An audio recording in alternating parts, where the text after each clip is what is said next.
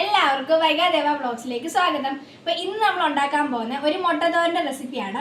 അപ്പോൾ നമുക്കത് എങ്ങനെയാണ് ഉണ്ടാക്കുന്നതെന്ന് കാണാം.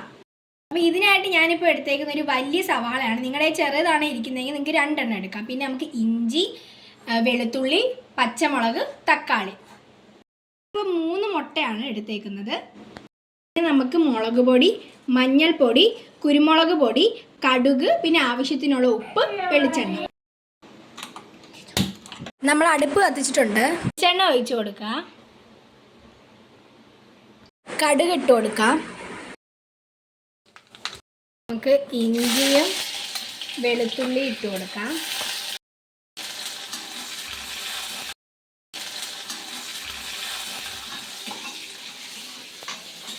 സവാള ഇട്ട് കൊടുക്കാം.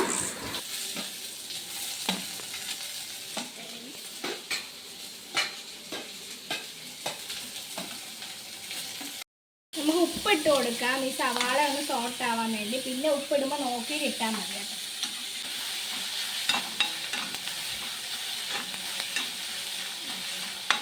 ചോദിക്കാറുണ്ട് ഞാനാണോ ഉണ്ടാക്കുന്നത് അമ്മയാണോ? ഞാൻ തന്നെയാണ് ഉണ്ടാക്കുന്നത്. തക്കാളി ഇട്ട് കൊടുക്കാം.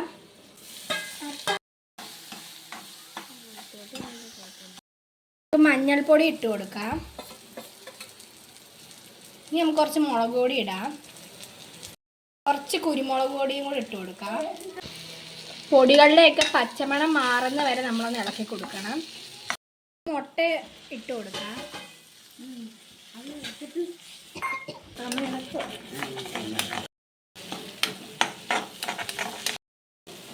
ഇതായിക്കൊണ്ടിരിക്കുകയാണ്.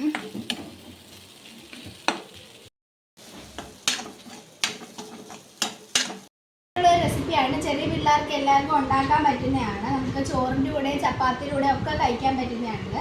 അപ്പോൾ നല്ല ടേസ്റ്റിയാണ്. നമുക്കത് കഴിച്ചു നോക്കാം.